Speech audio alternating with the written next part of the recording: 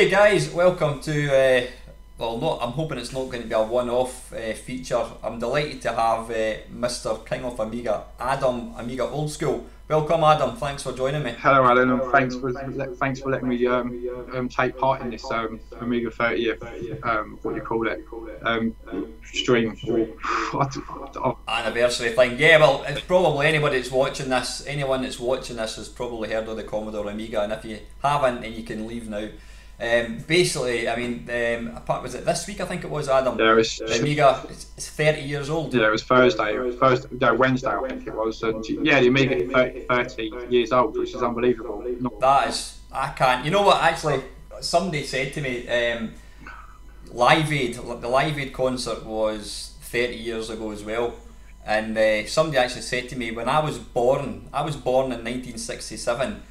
World War II had ended 22 years before, so I'm further away from Live Aid than I was World War II when I was born. It's like, whoa. God, yeah, it's quite old. Well, it's a long time ago now, isn't it? I was actually in a works night out a few weeks ago, and one of the guys, we got talking about video games, and he said that he was born after the PlayStation came out. And I'm like, no, that's not possible. How can you be born after the PlayStation came out? That's ridiculous. It's just how old. People are 20 years old, they were born after the PlayStation. It's just how old we're getting though, isn't it? Yeah, it's crazy. I've got some people at work that are, 18 and that, and what you just said, that was before the PlayStation sort of thing, but it's PlayStation 2 probably. Yeah, it's absolutely crazy. It's absolutely mental. Right. But anyway, yep. So the Amiga's 30 years old, and what I thought to myself is we can't let that event pass without recognising the Amiga. And I thought, who can I bring in that knows more about the Amiga than most people? Well, you are the king of Amiga, so I'm delighted to have you. So what we'll do, Adam, we've obviously got a few topics we can go over. Just have a wee chat. So we'll take it from there. So anyway, when did you first become aware of the Commodore Amiga? Well, I'll cut the whole story short, sort of thing. My cousin Gary, he had an Atari ST, but basically what happened is that he got the Amiga around 1989, I guess, 1990, and I thought, what's that? And said, oh, because I thought it was his ST, but he's upgraded it. And then I thought, this is brilliant. It's playing games like Barbarian and Buggy Boy and games like that. And I just knew I wanted one. I did from that time, but it took a while because obviously there was like £500 back then, roughly. That's right. And it was so much money back then. And I just couldn't. Mum and Dad and everything. Well, I just couldn't get the money together for it. And then local computer shop had one. Then my other good mate Steve, I met him in there, and I said, "What computer have you got?" He said, "I've got an Amiga." I thought, no, I was, getting jealous. I was, and I said, "What games are you sort of playing on it?" He said, Shadow of the Beast 2 and everything. And then, no, he had Shadow of the Beast up on the screen in this local computer shop, and I saw the graphics and everything. And at the time, I had the Master System and Spectrum, and I thought, I really, really want one of these computers with the sound, the graphics, everything else, and it just looked absolutely amazing at the time. It did for what was around at that time. Yeah.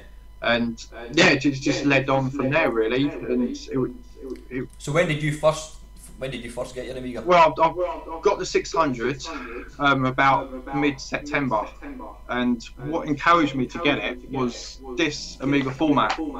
So I think it was July 1992. So was it that actual copy, no? Well, yeah, it's this actual copy. It is, and it was this page. It was these pages here, and that is what inspired me to get a 600 in September '92. Yeah. So I was, really just looking through that magazine and, reading all the facts about it. So I was difficult to try and figure out where to get the 500 plus or the 600. Because obviously the numeric keyboard and games like RoboCop and F1 and all the flight sims wouldn't run with the keyboard, but with the numeric keyboard. But didn't have any trouble with it at all, really. Everything was sort of fine. If it didn't work, you didn't play them. It was always another game you could play. Yeah. yeah, that was really the first sort of time when I sort of saw the Amiga. That was, but Kind of nine. So what age were you? Go and depress me. To depress you, I need to work this out. 92. So how was I 92? Hold on. Just trying to think. I would have been about 12 or 13. Oh, that's not too bad. Not too bad. So it was enough. I thought you were going to say something like 6 or something. No, so it was enough, you know, to know how to use the computer and how to like load games and everything like that. Yeah. I had enough knowledge with the Spectrum, you know, that was it. Harder after, you know, the load dot and everything. But yeah, that was the first sort of time I sort of saw the Amiga. I've probably talked about this multiple times. I bought a Commodore 64. I had to buy it myself.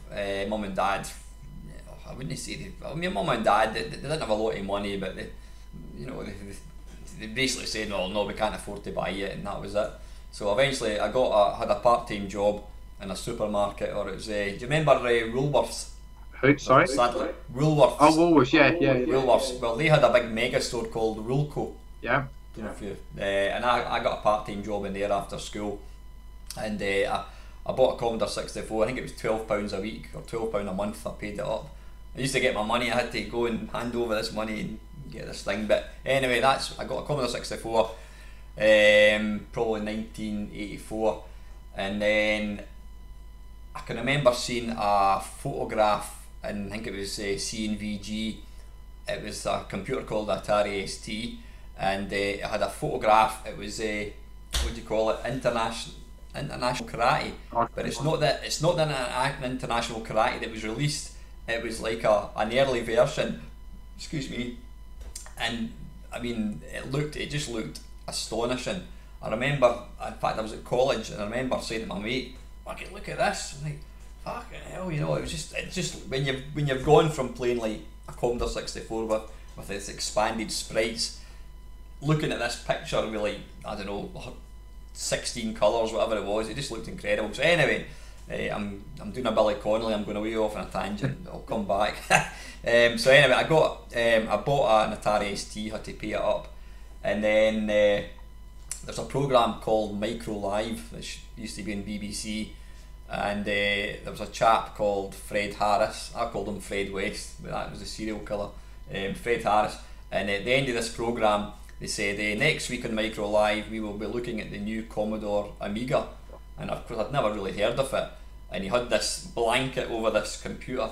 So then the following week they did the big reveal. They pulled off this blanket, there was this Commodore Amiga, and of course what did they have on the screen? They had this big bouncing ball, bong, yeah. The bong demo. And it's hard for anybody that's maybe watching this, that's maybe 20 years old, they probably think that's shit, you know, but you had to be there back in 1988 or whenever it was, or 1989, to appreciate just how mind-blowing something like that was.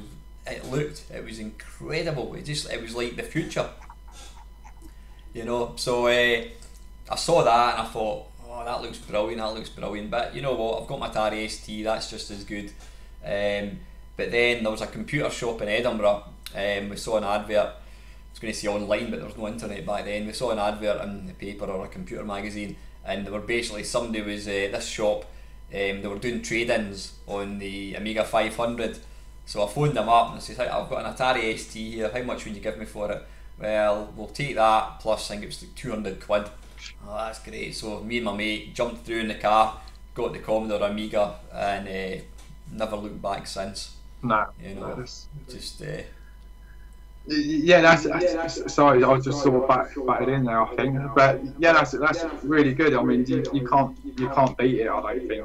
Even sort of, you know, when you compare like the ST and the Amiga, really. But so I might have just jumped in there. Sorry, Alan. If you no, not at all. The thing, you know, the thing that I always look back at and think, getting the Amiga was the last big woe factor for me. You know, I got a PlayStation 4 last year, and it's like, all right, yeah, that's pretty smart, yeah.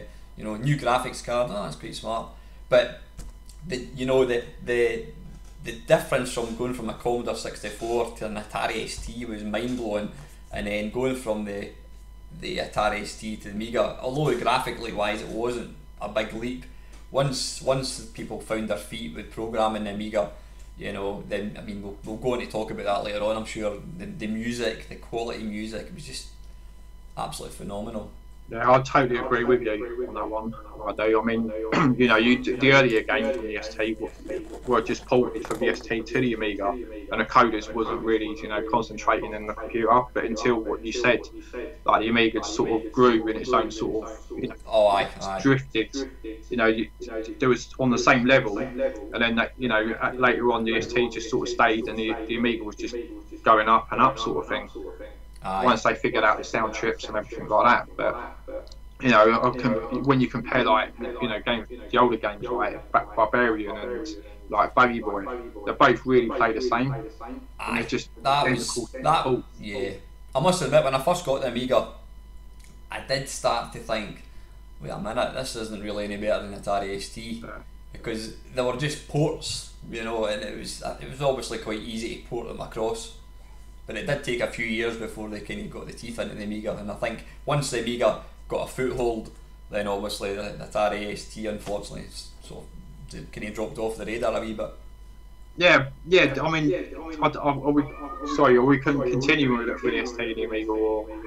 I mean, it goes with the workbench as well. I mean, I'm not familiarised with the ST, but I remember the little B and everything like that, and you know, when you double click on the icons. But the Amiga RS was just sort of, you know, it was heading in a completely different direction to the ST. I think, you know, I'm not familiarised with the ST, so I could be, you know, not talking any sense really. But I found that using the Amiga RS, it was just so easy to use. It was. And you know, with the green background and everything, it just looked, even Workbench 2.1 was, you know, sort of in front of GST. I found, or my preference to it, really.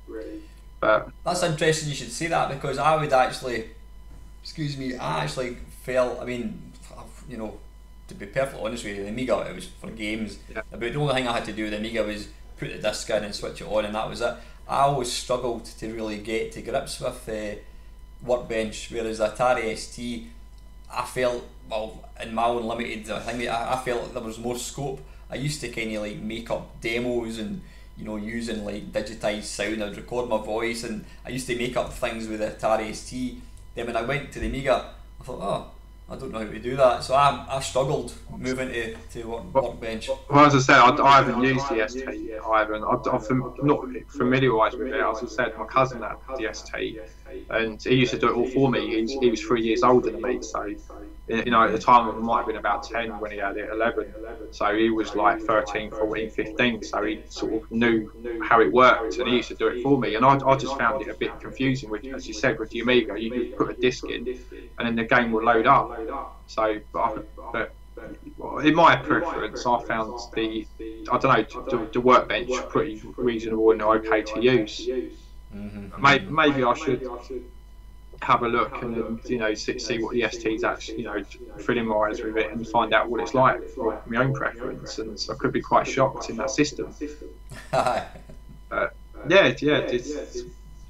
It's good. It is, I guess, but yeah, as I said, I've come from Amiga, so the ST. That was all you kind of knew, basically. Yeah. You know, you got more preference over the ST than what I would have, but you know, both in their own. You know, as I said, from the start to the finish, and you know, I don't think there's any talk of there is talk of the ST, but you know, it's different memories for different people, I guess. But with Amiga, is it, you know, it's European. You know, they had something going on in America, I think, yesterday.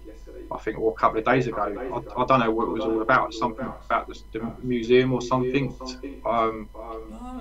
Not aware of that. I need a quick look on Facebook. It's one of the likes or something, like National Computer Museum or something or another. But there was something about the Amiga on there, and I think it was the USA. But I can't guarantee. There was something listed on there because I was only on there for a couple of minutes yesterday. You know, I don't.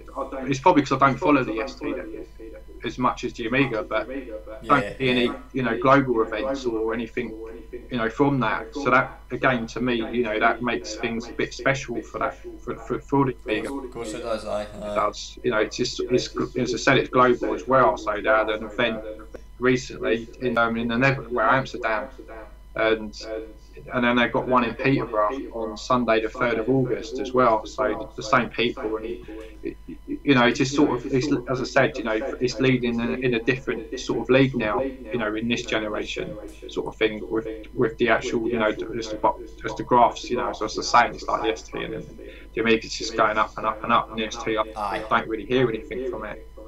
But yeah, I'll leave it back over to you, Alan. I think I've said enough on that. Yeah. Good stuff. I know one of the questions we were going to talk about there, Adam, was when did we first get one? Well, we've already covered that one. So the next thing, let's see, without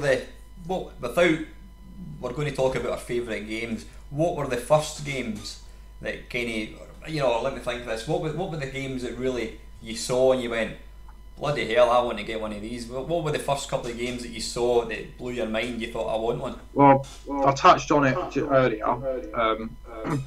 Well, going back to, I mean, it's not comparing the game. I mean, my cousin had the ST, so I knew I wanted a 16-bit computer. I was aware of the ST, but what dragged me into the Amiga was Lotus 2, Swiv, and because it was of their outstanding graphics, their outstanding, you know, sound and everything. But the games that grabbed me was just games that I saw around, like the magazines and everything like that, and reading about them. And, you know, friends started getting Amigas.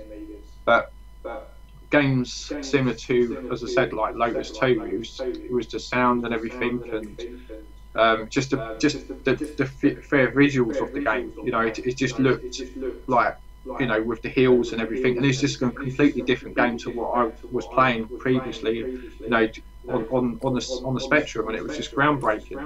It was.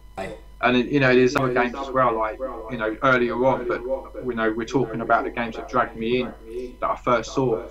I mean, I'll say Barbarian and Buggy Boy, because these are ports from the ST, and I looked at the Spectrum version, and obviously coming from the Spectrum to the Amiga was just absolutely, you know, it was just mind blowing for me. Aye. And just trying to think, but yeah, with them games, I'll say them, and I mean, you've got Star Wars as well.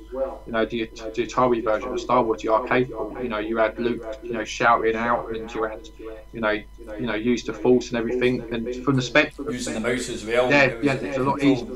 Played really well. Aye. Well, the only thing is, you know, it's using down for up and up for down. When I was younger, that, you know, yeah, using up. I think you could change it. You know, I'm sure you could change it. I think you could, but I didn't really.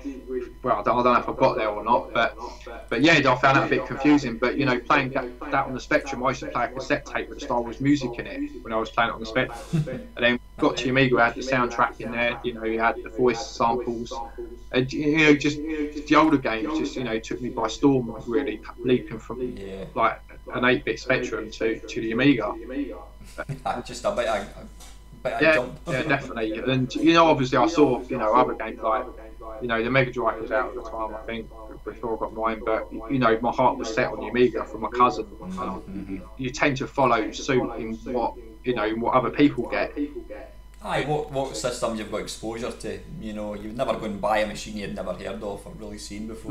No, and yeah, as I said, these games really, you know, dragged me in with, you know, the sound and the graphics, and just, you know, just having just having that game, just playing it really. So I'm waffling a little bit now, but yeah, I'll let you have a. Yeah, I think it's probably a slightly different thing for me. I don't think there was any game that I saw on Amiga that went, whoa, I need to have that, because as I was mentioned earlier on, I had an Atari ST, and when I got the chance to upgrade to the Amiga, it didn't feel like, when I did get the Amiga, it didn't feel like, oh, this is amazing, it's much better than the ST, because the games, I mean, I think I jumped ship about 1989, so that was probably still when most of the Amiga games were just ports of the Atari ST, so I didn't really feel like I'd gained that much. Even the sound wasn't that great in a lot of them, But obviously, as time wore on, the games, some of the big games, stuff like Lotus, and once the Amiga started to find its feet, it really kind of grew in me. But yeah, initially because I had an Atari ST, and then I jumped to the Amiga. It wasn't that much a difference for the first few years, but obviously once the programmers started to kind of program for the Amiga, take advantage of the different custom chips, I realised that it wasn't a wasted purchase. Yeah, definitely. I'm sort of glad it sort of went that way, because obviously, I could have had the ST, but I chose the Amiga. And then, it wasn't for my cousin, because he jumped as well.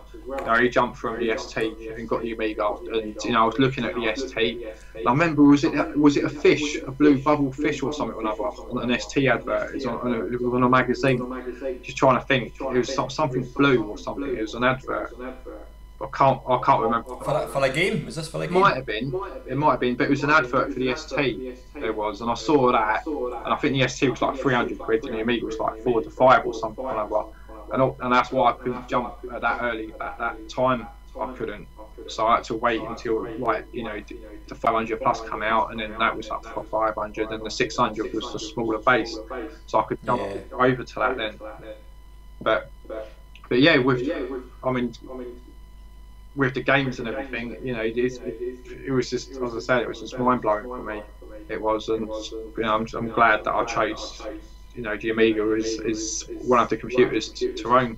It was. I think for myself, I would have, I think the Amiga back then was about £1,000, so there was no way I could afford the Amiga. I would have preferred to have got an Amiga, but at that point it was a business machine and there was no games for it. So it was a bit of a risk. When I did eventually move to the Amiga, it was still early days, and it was a bit of a risk. You're thinking, have I wasted my money here? But as we know with history, the Amiga eventually picked up the baton and started to run with it, and the Atari ST sadly dropped by. We'll probably get people for Atari age coming on here and flaming us to hell. I love the Atari ST as well, sort of thing, but I'm sure we'd all agree that the Amiga was definitely more successable. Yeah, 100% it was. The ST, I have got fond memories of the ST. I have, there's again, the only person I knew that had one was my cousin, and the same games I was playing on his system was the same games I've managed to get for the Amiga. And as you said, there was no difference between them. At that time, like 89, 1990 sort of thing. And then the developers knew how to use the computer, and then just knew how to use the hardware, and found out the pull the chip and everything with the sound, and it just took off from there, really. Yeah. But yeah, it's just great. Good stuff. I was just going to talk about swapping discs. Did it frustrate you at the time? Luckily I had 2 floppy drives, so it wasn't too bad for me. But it was frustrating in games like Monkey Island. 11 discs plus a game save disc. But I cheated really. Luckily I had 2 meg in the Amiga 600. So what I used to do with that game, I used to use a RAD disc. So I used to copy disc 1 to a RAD, boot it from that. That equals 3 floppy drives that used to. So 3. And then I did find, I did have another drive, but it was temperamental sometimes. So it was forward. So what's that? The RAD disc, the Amiga drive, that's 2. Then external, that's 3, and then 4. Sometimes I had 4 drives like running. So it wasn't too bad that game. It wasn't for me, but on one disk drive, I can imagine, you insert this 1, insert this 2, sort of thing. And I remember near the end, it was like disk 11, and then you needed disk 4, and then disk 1. It was backwards. It was, but luckily, as I said, disc 1 is the RAD, and that overtook mostly everything it did. So was the RAD, was that like a virtual drive in memory or something? Yeah. What it does, it creates a disk drive. Well, it creates a disk inside the Amiga's memory. So it's not using the RAM. It is, but it's just using it as a RAD disk. So it's using it as a virtual floppy like drive sort of thing. I think I remember doing something, rings a bell with me. I'm sure I eventually started using something like that as well. But yeah, it was really it was really good to use because like you could just boot off that, and then you can use like your 1 meg memory to play, you know, other games sort of thing. But if you keep that in the Amiga's memory, then it will only turn off once you switch the power off and turn it back on again. So it'll be on all the time. I mean, I use it sometimes, even like now I do, you know, for booting games up. You've got them as DMSs, you archive it to the RAD, just reset the Amiga, and then it will boot that game up or whatever. But it only work with DOS games. It won't work with non-boot. Well, as long as they've got a bootable or of the Amiga DOS, it will only work with. It won't work with something that doesn't come up on Workbench. Right. But yeah, that's what I used to do with games like Monkey Island. But you know, the disk swapping wasn't too bad for me. I mean, it was just, that was what it was. You know, you wait half an hour for a game to load on a previous computer, so you expect to do the same. You know, that was what it was. You know, but it was just, you know, putting a disc in. But the only annoying thing is that when it goes like a disc, and it's like, oh god, here we go. So you got to disc 11 and whatever, Monkey Island for instance, and you know, your disc is corrupted. But yeah, it wasn't. To be honest with you, it wasn't really an issue. Some games were. I can't really think. I mean, Jaguar J220, that needed like disc 1 and then disc 2 and then disc 1 to load up different circuits. But for me, with using 2 floppy drives, it wasn't too bad. And with the RAD disk as well, sometimes when I could get away with that, it, you know, it helped out a lot. It did. But yeah, it really didn't frustrate. It did frustrate me, but it was what you used to.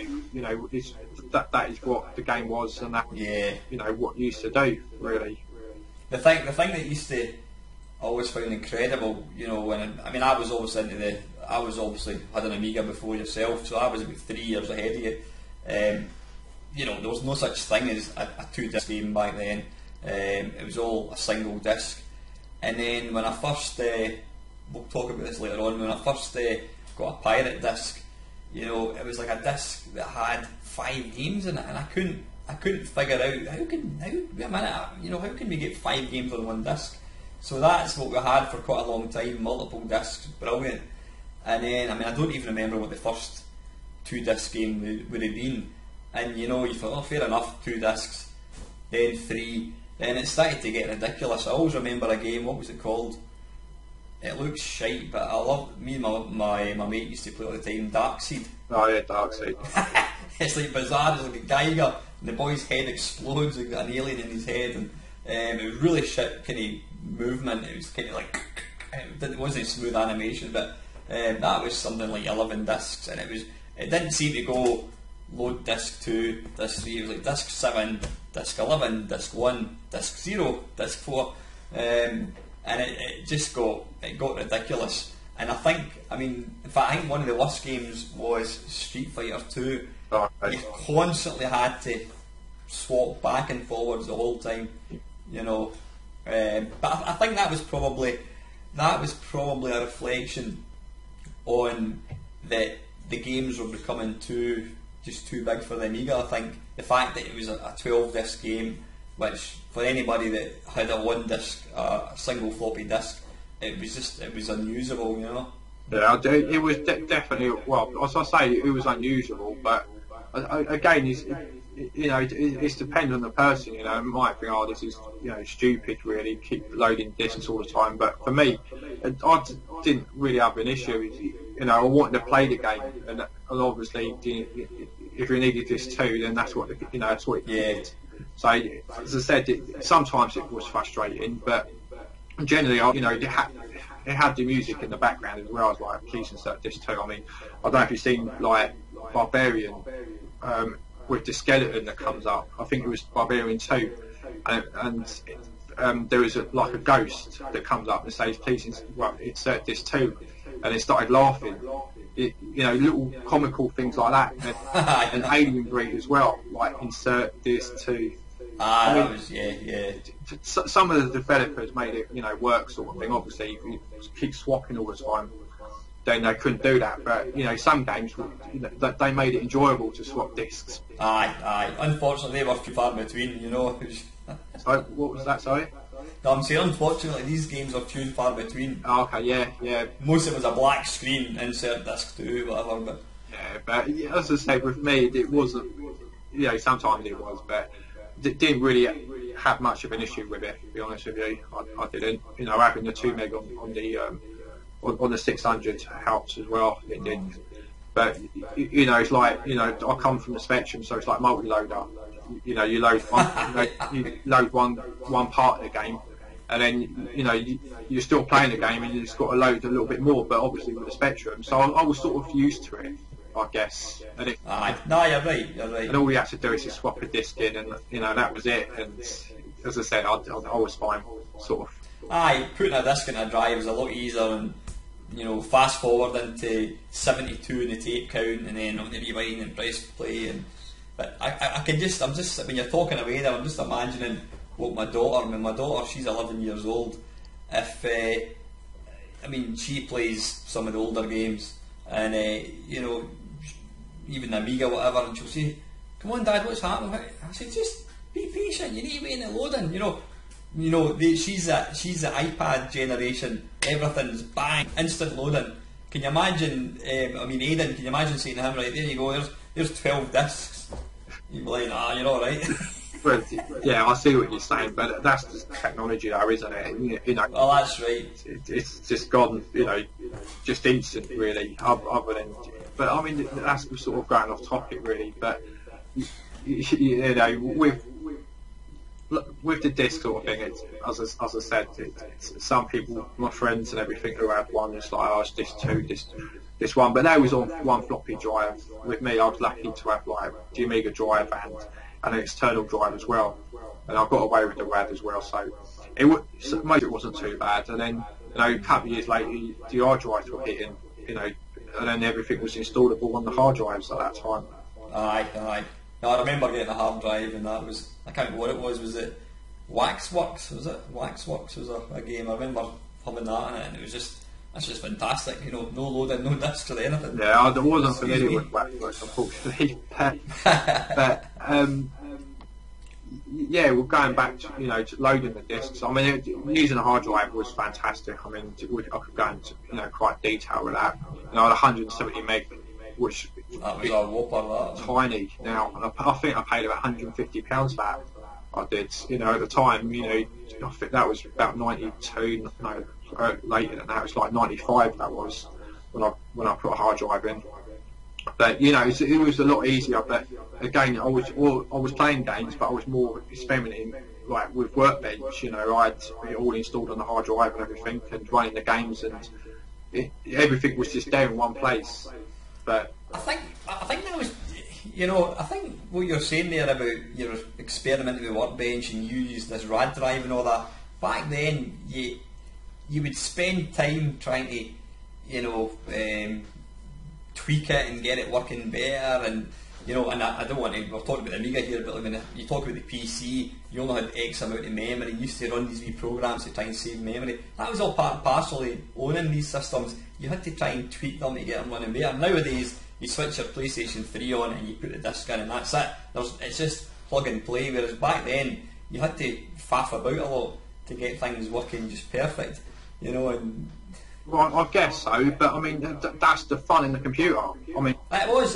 That was part and parcel of it. Aye. I mean, when you said like the PS3 sort of thing, or the PlayStation 4, I haven't used a PS4 yet, but with the PS3, I mean, yeah, I suppose, but it's updates and everything like that. I mean, it installs, and it does take, you know, some time, but it is what you said. You know, you turn it on, and then it works. But I guess for the general user on the Amiga, then it would, you know, if you're just playing games, then that's fine. But there's more to it. There is for me, anyways. You know, like the modules, and you know, I used to just sit there, turn the Amiga on, and listen to modules downloaded. Aye. And that will be my music for that night or whatever. You know, obviously listen to radio or, you know, CDs at the time, but the Amiga, you know, just listening to, you know, to mods on the Amiga and everything, and you know, just playing, you know, just having it running in the background sort of thing, and when you're doing other things. So it's It's yeah, just one of the things really, I guess. But yeah, I suppose it was like your first kind of multimedia centre. You know, you had your music, you had your games. Well, definitely. I mean, you know, as you know, talking of the hard drives, you know, you had your games on there. You had your, you know, your photos were coming on there as well. What you download from the net and then bring them over to a floppy disk. Still using floppies as well. But obviously, you know, again, you know, if you put a PC disk in the piece in the Amiga, it wouldn't work. But I configured the hard drive to run PC disks, so it would read like 720k, 720k PC disks. So when I was going to college, I was downloading pictures and things like that, and you know, demos on the Aminet, and then bringing them home and playing them, you know, using them demos and everything at home. But you know, unfortunately, it would only a floppy disk on the PC. It's only 720k you can only use. High density is 140, 1.44 meg. But with the Amiga, you could use 180k. But you know, running the PC, so I had to use another program called Join or something or another. So I had to join them together, and then it took forever trying to work out how to join them back again on the Amiga. But again, you know, there's another source. You know, I suppose it's not really related to floppy drives, but you know, swapping discs sort of thing. But you know, it's just you know, crazy what you could really do then. You know. You were obviously far more technically competent than myself. I mean, my technical expertise was putting a floppy disk in and switching it on, and pressing the mouse button, and that was about it. I mean, I was trying everything, you know, the emulators and everything. I was trying to run them, but you know, back then I only had. I mean, this wasn't done all on the 600. This wasn't. It was done on the 1200s. This was, and luckily I got the. It was a GVP5 or something or another. Can't think off the top of my head what it was, but it was a graphics accelerator for it. But it only had 4 meg on it, and it was 40 megahertz with the FPU on there. So you know, I got that about 95, I think. I got that along with the hard drive as well. So you know, I was using more memory at the time. I was using more. You know, the machine was a lot faster, so I was able to do a lot more with it. And it was my main computer that I actually was using for everything. But yeah, it was again, you know, it's a big leap from the 600. The 600, I mostly used that for gaming. And when you said about the menu systems, like on the games that you had, like push 1 to load, I don't know, Rick Dangerous, and 2 to load Tetris or something, I was actually, you know, editing the menus. We were mate Steve. He done like a Steve Enterprise thing. And the thing is, he gave me a disc with loads of like utilities on it, and then he done a menu system on the top, and I was trying to figure out how to get rid of it because I didn't want his name on that menu. I wanted to get rid of it, put my name on it. But I taught myself how to edit that menu. You know, you use edit sort of thing, and I found out his script, what he's written, and I just changed my name changed his name into my name. You know, just learning things like that. He's a good friend of mine, Steve, and you know, he was sort of technical in that way, and I learned from him, and I learned from my cousin as well, because you know, my cousin Gary, he was phenomenal with the Amiga, he was, and I learned a lot, you know, from like the mid, say, like 94 up to like 96, 97, and that's when I, you know, was just using Amiga all the time, so that was my main computer that I was using. But yeah, slightly off topic there. We were just talking about. I suppose we're better on. I've still got. I think we're about half an hour in. We've only covered about 5 or 6 questions, so we'll just crack on. Alright, where are they?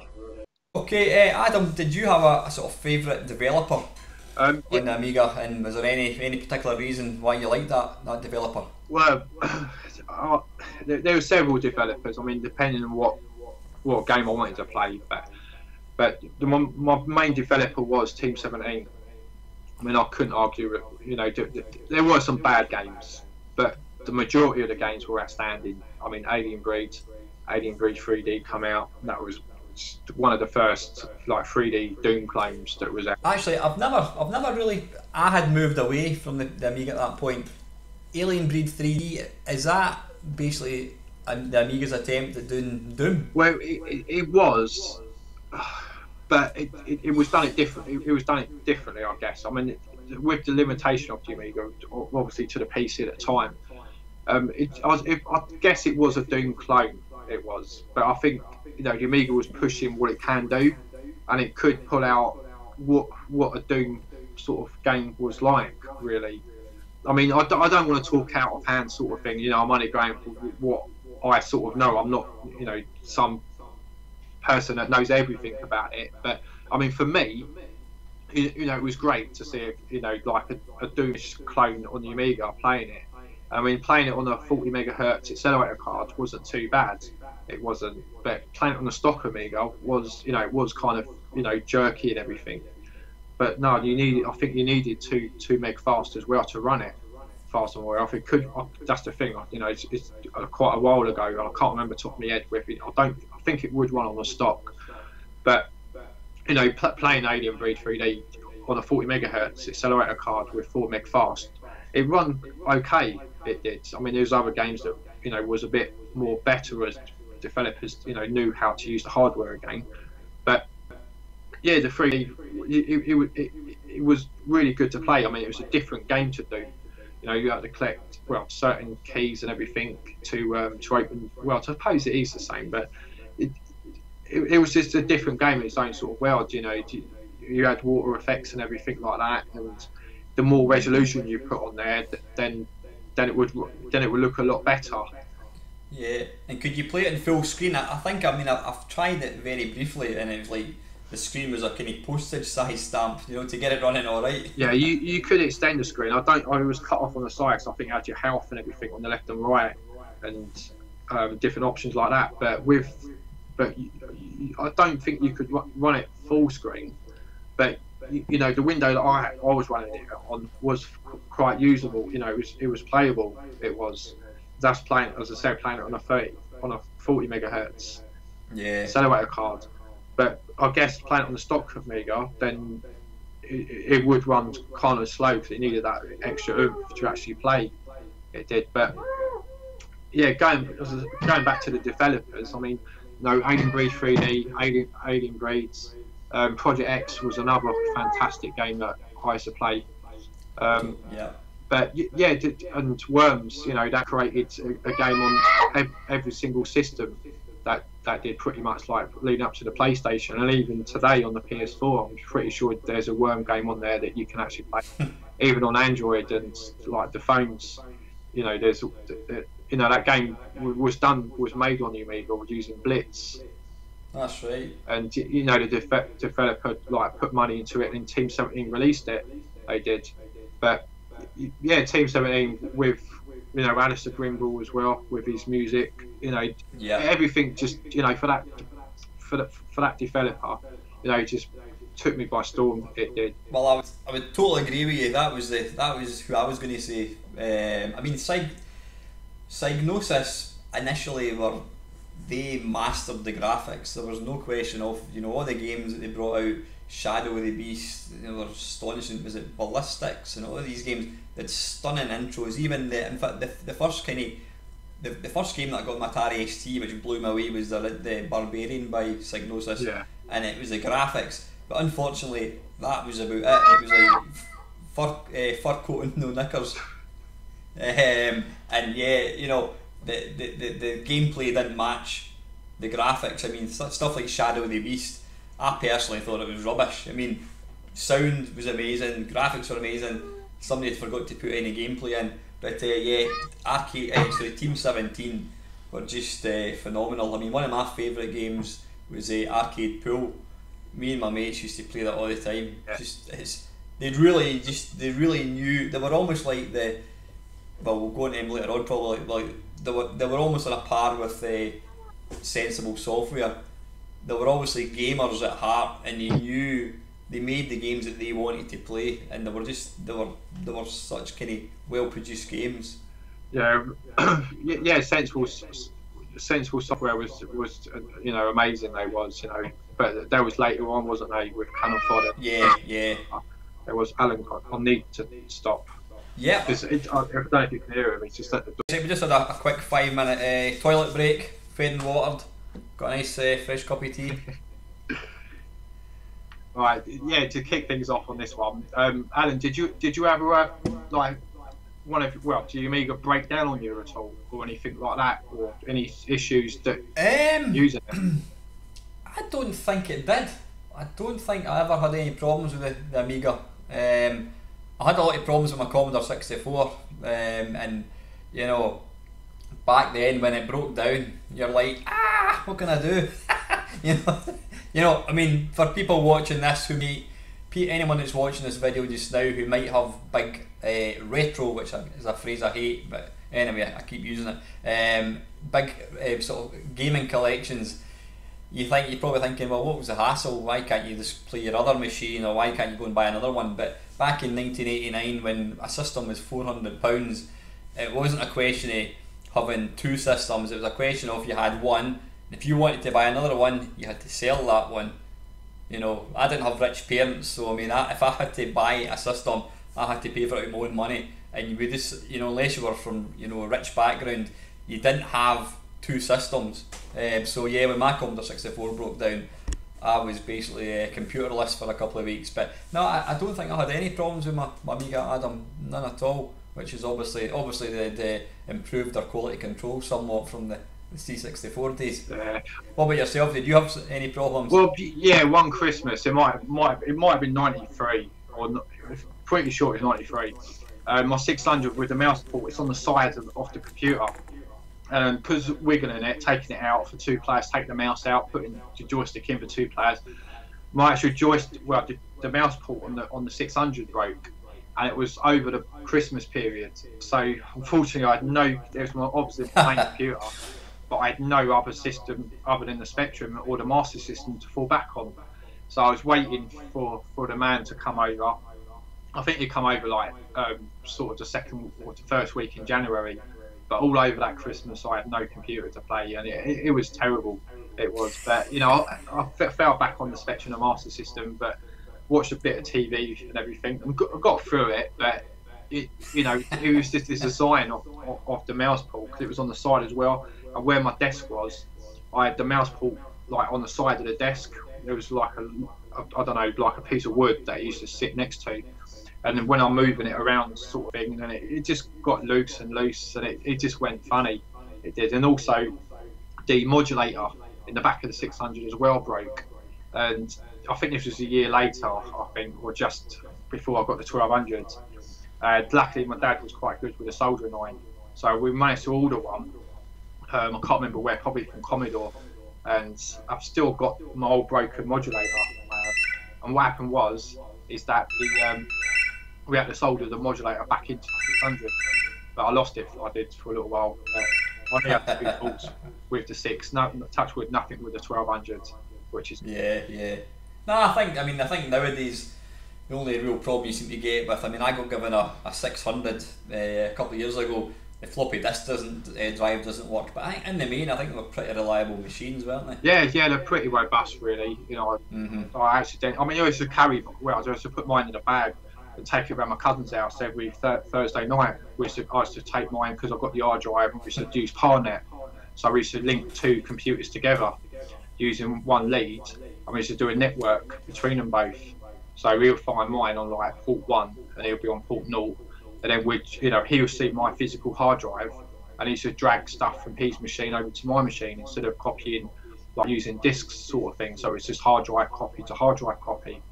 But yeah, even thinking of it today, just thinking now, it's crazy what I was doing with the Amiga. It was, but yeah, everything seems alright. Everything's still running. I've still got my original 600s, and I've still got my original 1200s.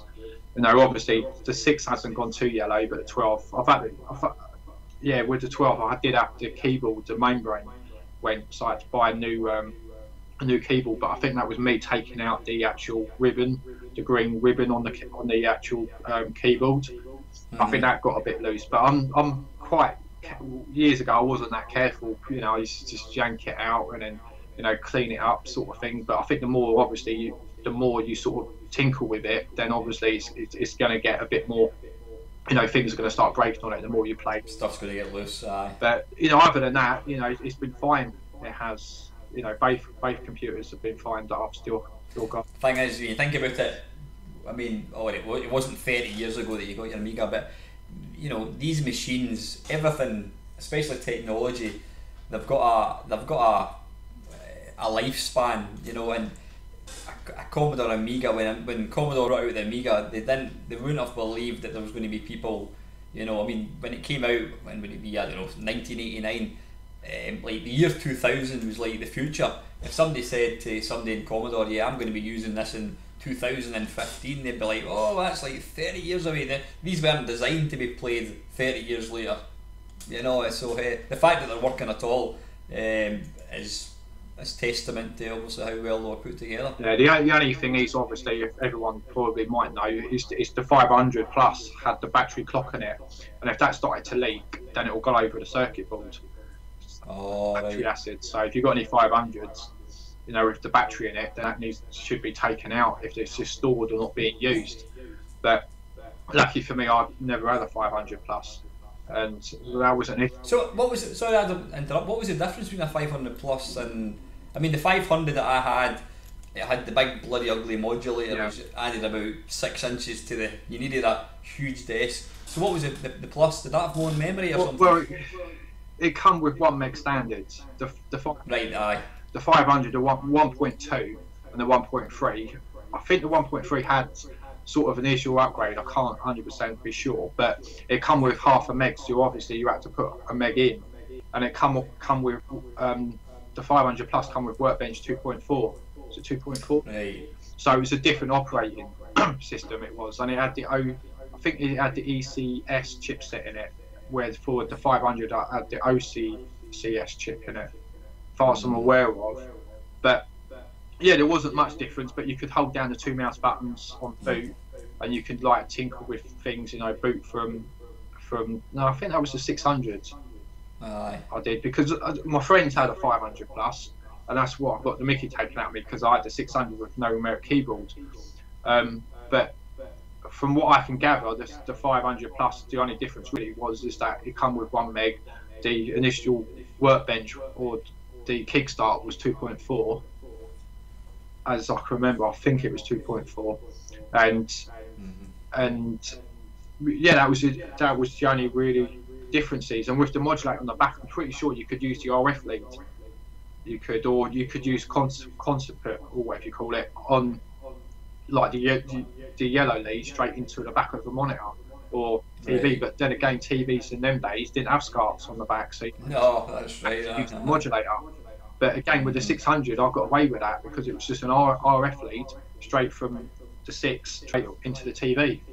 So yeah, I didn't really have that problem with it. But I can imagine them bending, and you know, when you move the computer around, similar. Aye, there wasn't a very similar situation with my modulator with the 600. But yeah, it was a big bulky. It was, and they tend to go black and white a lot, and the colour used to go sort of thing, and you had to wiggle it to try and. It's like the headphone socket on an old Walkman, you know, when you keep playing around with it and you lose one channel. But yeah, it was pretty robust really, but you just have to be careful and not move the big modulator back. But funny, you're talking about different operating systems. Can I say here and now that one thing that I thought was rubbish on the Amiga was when you switched it on, you got this really shit. I can't even. Was it the thumb holding the disc? Yeah. I mean, the thumbnail didn't even. It was all like, it looked like a 5-year-old had drawn it using paint. It was rubbish. Yeah. Luckily, I never got. Well, I have now. I've got two 500s now, but you know, I wasn't familiar with that. I did have a 500. Cut story short, the 2 phonos on the back of it were broken, so we took it back to. It was like a news agent we bought it from as an advert. 500. It was a 1.3 or 1.2 Workbench. Anyway, the sound didn't work. Bloke said it was working. Dad went down, sorted him out, and got my money back. And I managed to get the 600. But other than that, yeah, everything. So I've just lost myself now with the question. Sorry, what would you say? No, I was just saying how rubbish the boot screen was in the original Amiga. I think in the later, was it, I can't remember, excuse my ignorance, like when Workbench 3 came out, you had the sort of multicoloured with the disc kind of going in and out. Yeah, that was. But the original one was just the hand, and it had like the thumb. Have a look at it. It's really shittily drawn. Yeah, that was. You know, they obviously about to send it out to the factories and thought, did anybody put a boot thing in? No. Did you not do it? No. Shit. Quick.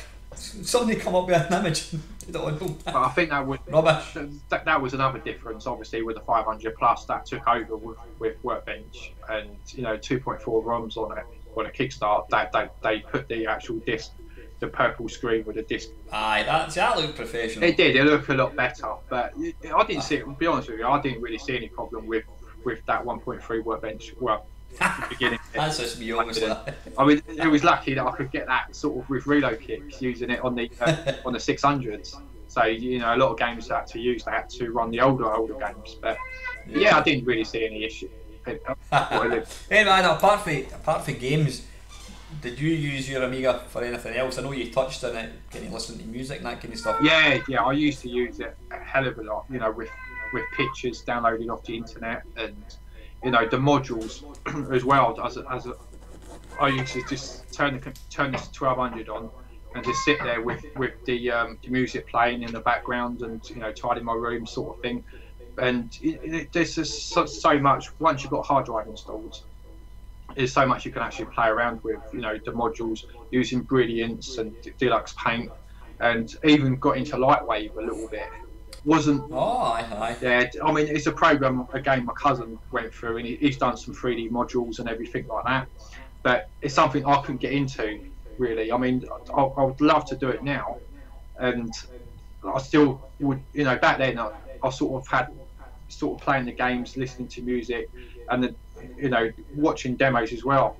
Straight off the hard drive, because they, the bigger they got later on in life, they needed a hard drive to install. So there's a lot there that I was actually sort of using the Amiga for, and with the hard drive as well, it was just simpler. It was I was using it sort of as a PC. I was using it for college. I was using TED as a text editor, and so I was using that and then downloading, saving like my college work onto that, and then exporting it straight into Microsoft Office 2. Was like 95 or 96 or what. Yeah. I think I'm alright thinking, Adam. I mean, my personal experiences with Amiga, it was primarily games. It was 99% games. But when I did eventually get a hard drive, that kind of made it usable. I mean, am I right in thinking that without a hard drive, the Amiga wasn't all that usable for doing other stuff, because you'd have to insert Workbench discs all the time, and I mean, when I got my hard disk, I started what did I have? Wordsworth for doing my sort of my word processing. I got myself a printer. I started to use it a bit more as a computer rather than just as a gaming console, which is what it was before I got the hard disk. Yeah, definitely. I mean, what you said with Wordsworth, I never had that. I didn't. But as I say, I was using TED. It's the same sort of thing, but it's a basic sort of text editor.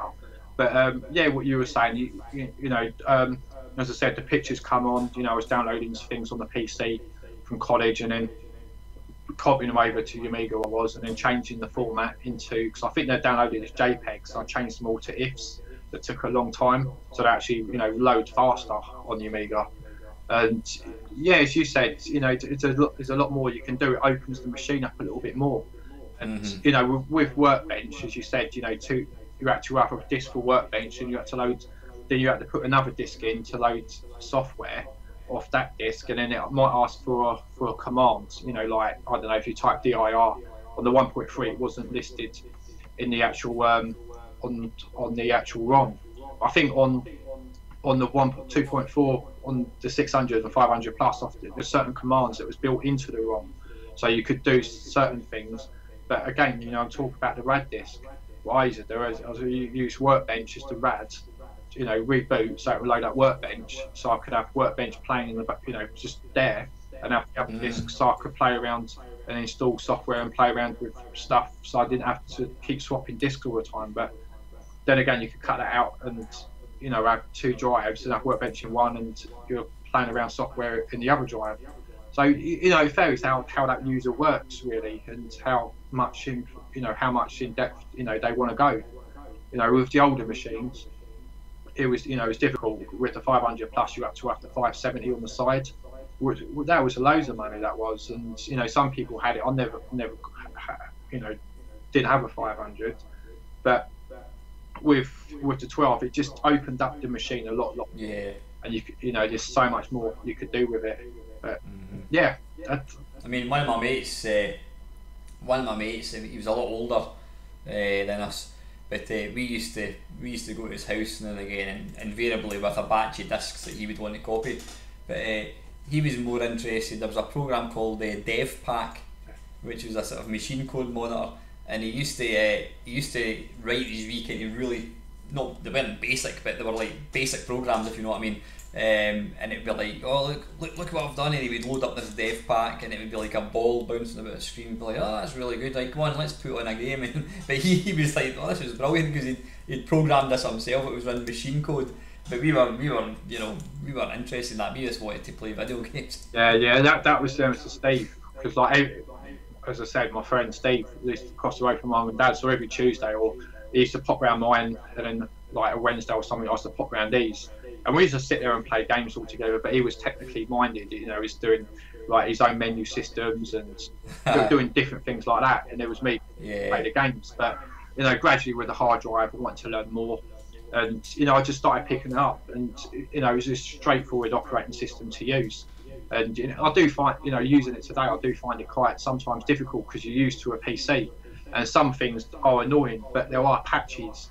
Like with the shell, you can use, I think it's called Amiga Shell, so you can just drag, your text or whatever into, a text. You have a text document, you just cut and paste it straight into a shell instead of you typing. And when you're searching for a folder, you can push, I think it's Control and F, and that will just sync your hard drive. So instead of searching for things, and that will place it into the shell to run a piece of software, sort of thing. So yeah, it just, the hard drive definitely opened up software for me. It made it more usable for me. And for developers as well, creating programs like Snoop DOS as well. When you've got something that goes wrong, and I use Snoop DOS a lot to find out what libraries were needed, or if I didn't have a library there. And obviously now it's easy today, because you can download it off the internet. You can find it on Amiga forum somewhere, and then you just copy that library straight over. But I guess the library would be on Workbench if you didn't have it, or be on a CD somewhere or another. But yeah, Snoop DOS was absolutely one of the good things. And another quick thing just to touch on, ripping modules out as well. Speedy Gonzales was a great module. Basically what it is, you load the game, and then you reboot the computer, you load up your hard drive, and you search for the module in that game. So it would do a search on the chip RAM and the fast RAM, and you'll find that module. So a lot of them are obviously now on the internet, but Lotus 2, and I think it was called boot.mod or something or another, if I remember. But yeah, it was again playing around. It wasn't so much playing the game; it was just loading up and ripping the module out, so you can listen to it, like just because the music was so brilliant for it. So it was just trying to get that module out of that game. And there was other little software programs, like I think it's called SFX or SGX, I think, or something or another. But there was different programs I was using to try and rip modules out. It was, and to actually find it and then save it off. You got an accomplishment. Yeah, that's what I mean. You think, oh, rip that track out, and obviously you load it into Pro Tracker, and then you Optimed, and you can tweak it and play around with it all. I didn't really get that far in that, because but it was there for a user to do. So it's just experimenting with your technology-based things and what you could do with it. But yeah, just another thing I used to do. But right, I'm going to be talking about the demo scene. The demo scene for me was groundbreaking. It was. I mean, you had the Poker Brothers, state-of-the-art Spaceballs, and that demo kicked. State-of-the-art Spaceballs really done it for me, and the 9-finger demo. And what was that one? The first one you said, Adam? State-of-the-art. Don't know if you. Is that an actual demo? Yeah. It's for the demo scene. It released in I think '94 94, I think 93. I can't remember the top of my head, but first time I saw it was around my cousin Gary, and it was all these like different, I say dancers, like dancing around and different backgrounds and everything. Is that something you could you get that for this video? I can do, yeah. Well, listen, I'll pause that just now. Well, let's take a wee look at that demo just now. Yeah.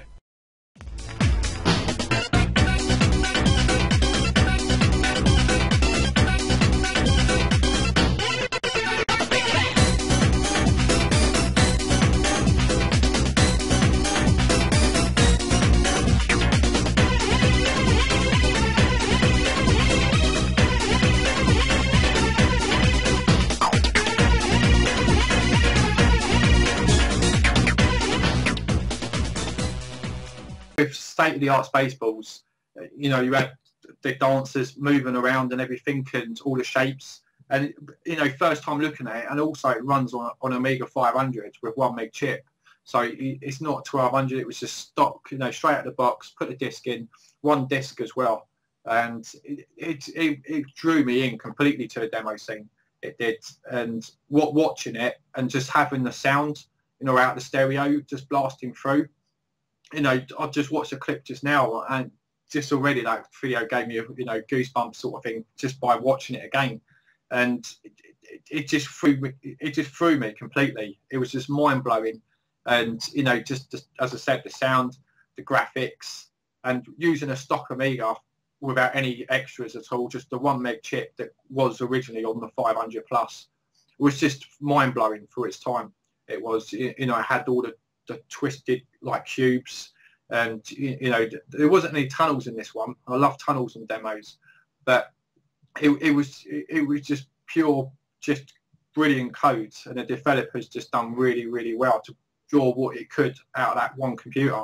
I mean, you go back to like 1990, like when the Simpsons or, you know, the cartoon classic come out for that Amiga 500, and you compare that demo to the games or whatever was produced then.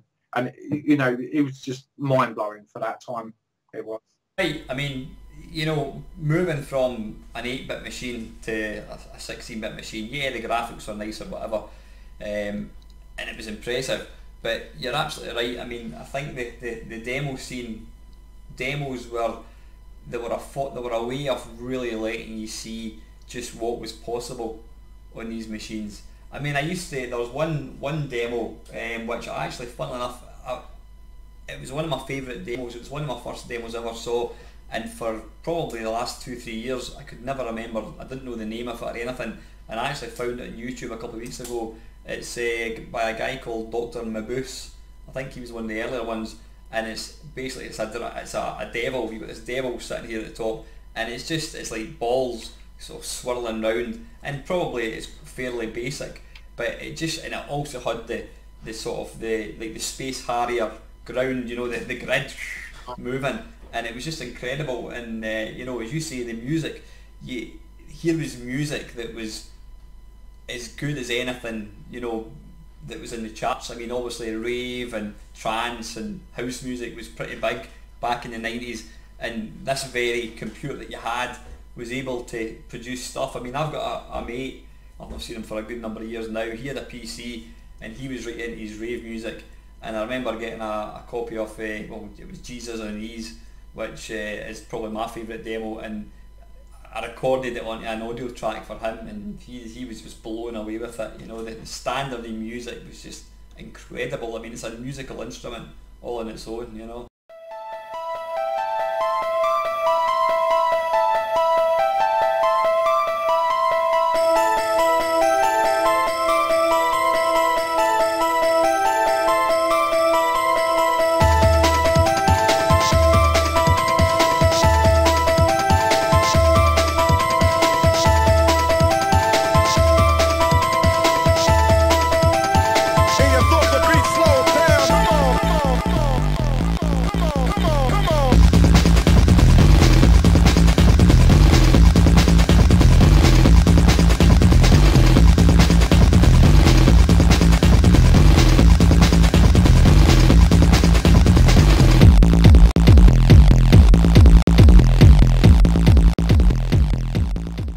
just a touch on Jesus on Ease. Again, that was another fine, great demo that was. I'll stick the links down below, guys, so you can check them out. That I really enjoyed. I mean, it was on 2 discs, and you know, we just sat there, we were just blowing out. The Amiga for me wasn't out of a TV screen. It needed to be out of a stereo with 2 or 4 speakers, and as you just said, you know, you recorded it to someone.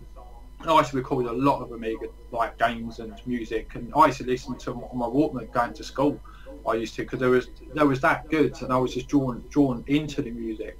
And with what links to the demo scene is that the publishers, the developers, didn't have to, you know, it was their own code, so they didn't have to, oh, this goes well with this game.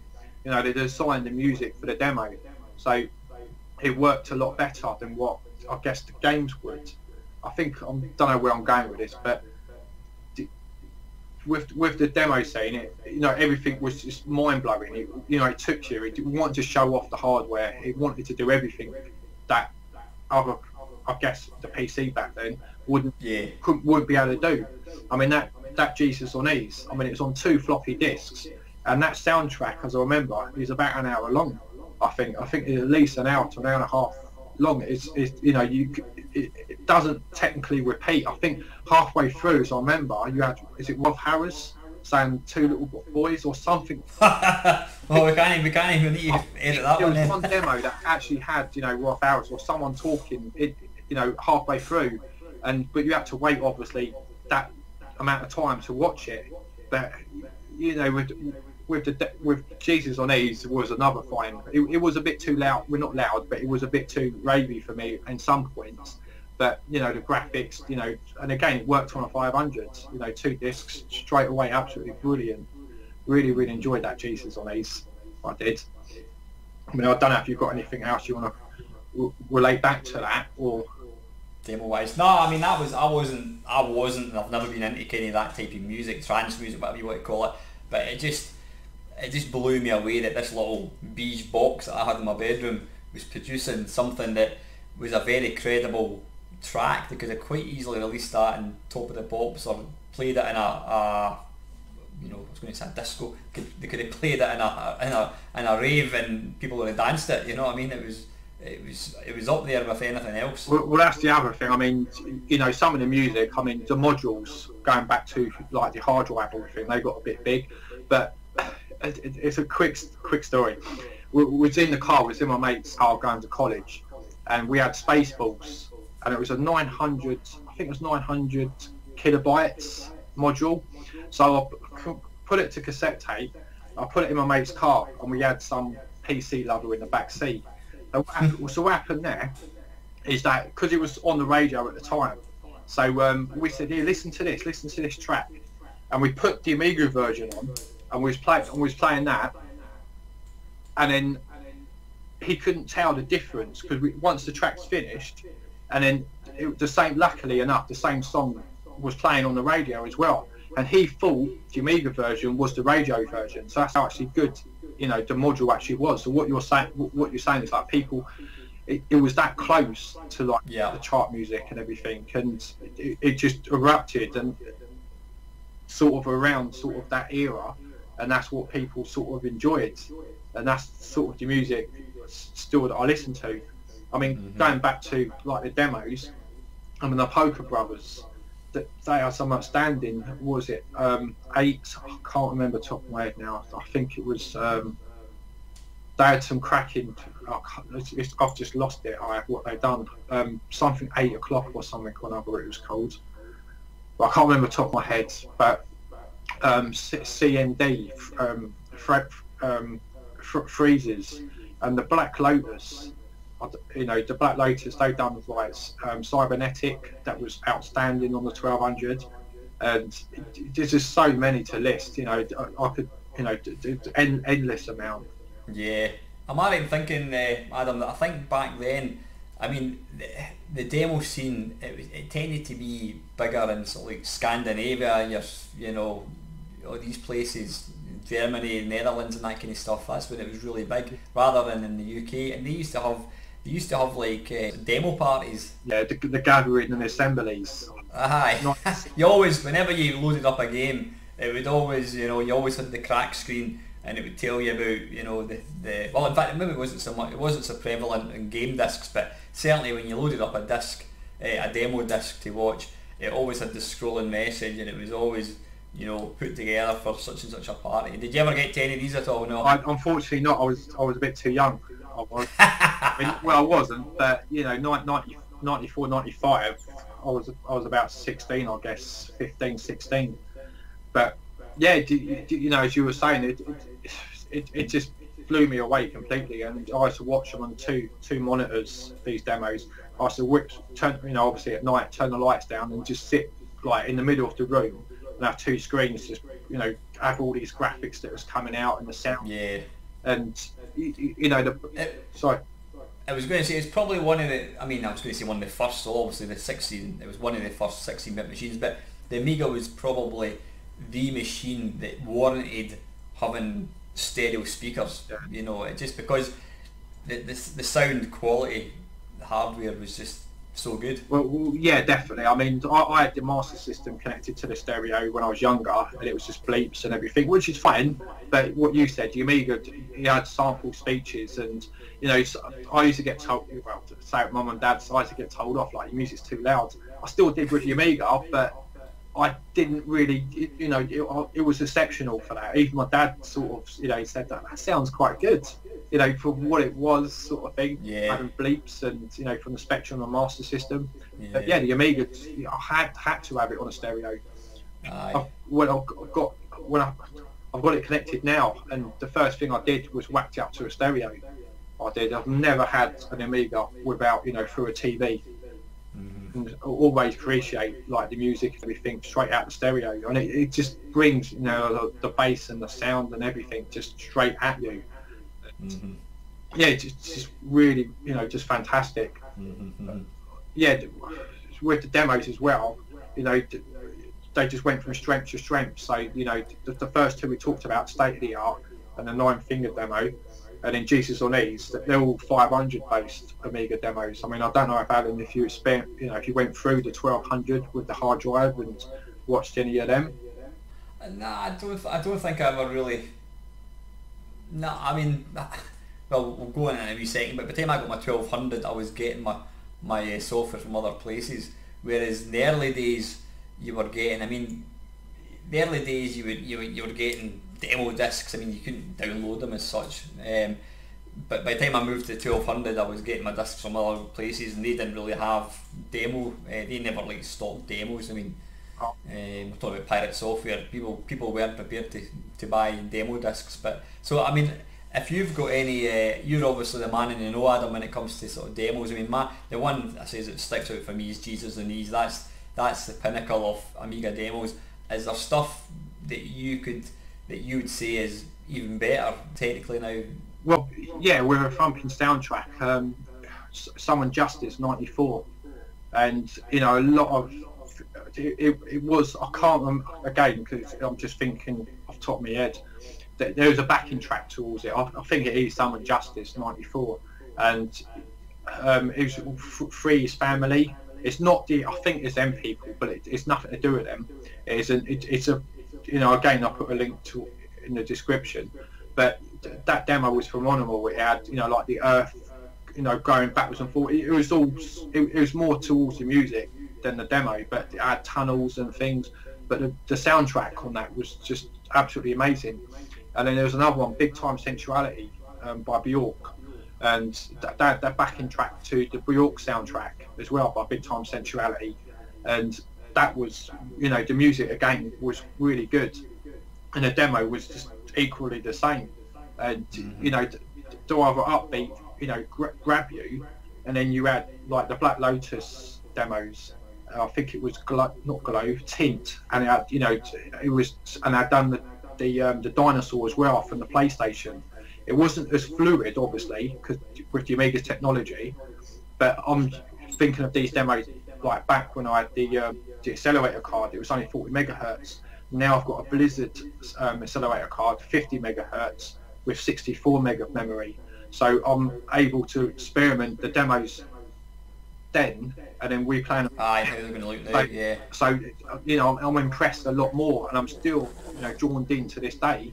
You know, still watching them. There's been a couple released over the last few weeks, a couple of Amiga 500 demos, and you know, I've downloaded them. Obviously, people put links in, you know, YouTube channels and that, and then, you know, I think I'll have a watch of that, and you know, straight away I'm just watching it. I'm thinking, well, you know, this is still amazing, even on the 500s. But you know, the demo thing for me, between 94, 95, 96, was just, you know, I was just watching them. You know, I was phenomenal, yeah. And we just sit there together on a Thursday night and think, well, you know, this is absolutely amazing. This is, there's just so much you can actually talk about. I mean, it's funny how I was actually playing Amiga last week, playing some of the games. I can't remember what I was playing, but the thing that really jumps out to me is just the sound quality, incredible, and that's quite astonishing when you think it's 30 years ago. I mean, what else could you look at 30 years ago? If you look at a car from 30 years ago, you know, there's no comparison. All right, they might not have as much character nowadays, but you know, technology now is far better than 30 years ago. But here's a computer that came out 30 years ago that's doing stuff that even now you and I are still impressed with it. It still blows you away just how good it was. I mean, do you think that the Amiga is probably the last kind of computer to have like chip tunes? This seems to be the buzzword that they use for computer music, chip tunes. There's not really been any music since the Amiga, or any computer since the Amiga, that is credible on its own internal sound. Well, if that makes any sense. Yeah, it does. I mean, a lot of, I mean, with the CD32, that was CD based. The way I'm going with this question is that today there's mostly backing tracks, isn't there? You know, like the rock bands and everything. That's, I'm just taking that as abbreviation. Is that a lot of publishers or game developers, they don't use like old technology, like, you know, with the Amiga and your music sort of thing. So, you know, it was designed to run on that machine with a CD. It's just a music CD. So, sort of answer your question, the Amiga was, I guess, the last machine for me as well that had the music in that time, because obviously the PlayStation had a backing, you know, that was the next sort of gen. But the CD32 did have like a backing soundtrack, but I'm just trying to think of a few because I've never had the CD32, and you know, but it's more directed to, I guess, to the FMV, you know, the full motion video that played, and obviously that had live actors and sort of things like that. But it's sort of going off topic with the actual music, but the music with the Amiga, yes, it was far from what it was. And then today, you know, I mean, I bought the Chris Huckenberg for Tarokin 2, the anniversary. It was quite a bit of money, but it was 4 discs, and it had the whole sort of tracks to Tarokin 2. And to, you know, normally, because when I'm upstairs in the loft tidying up what's going on up there, I turn the Amiga on, and 1 disc Tarokin, I just put that in, and that's what that motivates me to actually, you know, do things, because, you know, you've got the actual intro at the beginning, just 1 disc, and the music, you know, I'll turn it up a little bit, and it's, you know, just fantastic. It's, you know, the music with the Amiga, it's just, it's still really, really great today. Is there a, sorry to interrupt, is there a, in fact you may actually know him, I've not seen him for a while, but Jules Exobuzz.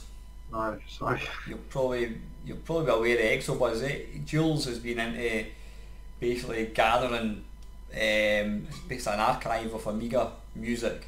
Okay. If you Google it, I think it's Exobuzz, that's the name of his website. But is there an easy to find is it repository? Aye, that's not one of these things you put up your bum. No, repository, that's a suppository, isn't it? Yeah, repository. Is there a website where people can go to and easily download? Because you're just talking there, the first thing I'm going to do once we finish this is I want to listen to Turrican 2 music. Is there an easy place to go and download the mods? Well, yeah, if I can put a link in.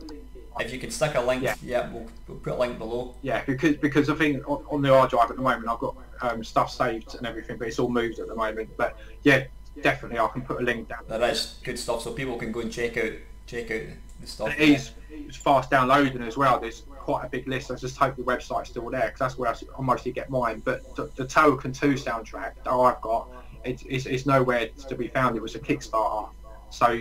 I remember. So some of the soundtracks yeah. could be around the internet, but obviously, you know, it was Chris Hackenberg that released it and everything.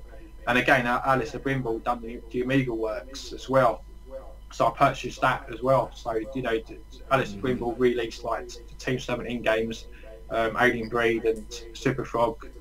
Full Contact was another great sounding game. Like again, you know, Lotus. I mean, this is. You know, again, we could talk forever. Oh, we could. I mean, you could have a 10-hour waffle about the Amiga. Exactly, but yeah, I will put a link. Well, send Alan a link, and we'll put that in the description. But there's a lot of places where I get my modules from. But Aminet is another good place to look for. If you're just running MP3s, you know, from your PC, then it'll be a link which I can't remember the name. I think it's something Amiga like music or something, or Amiga music something. Yeah.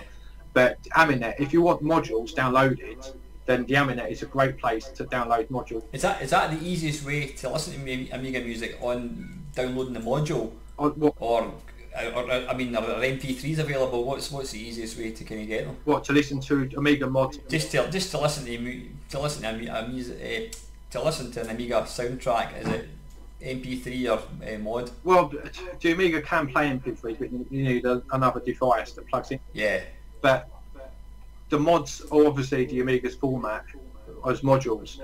Aye. So, I get you. I'm talking about. I mean, see, for somebody watching this video, they just want to listen to it on their PC. I'll say Deli Tracker or Hippo. I think it's called Hippo Tracker or something. But Deli Tracker is what I use, and that plays Commodore 64 SID tunes as well. Oh right. Okay. It's similar to Winamp. I don't know if you're familiar with Winamp. Yeah. So you got like a little box, and you just drag like your tracks in. So that's the best thing to do. Again, we'll put a link below for people to Deli to Tracker, you to. can't really go wrong with Deli Tracker. I think Deli Tracker 2, there was 2 released. There was, but that is what I use to play Amiga modules on the PC. Yeah.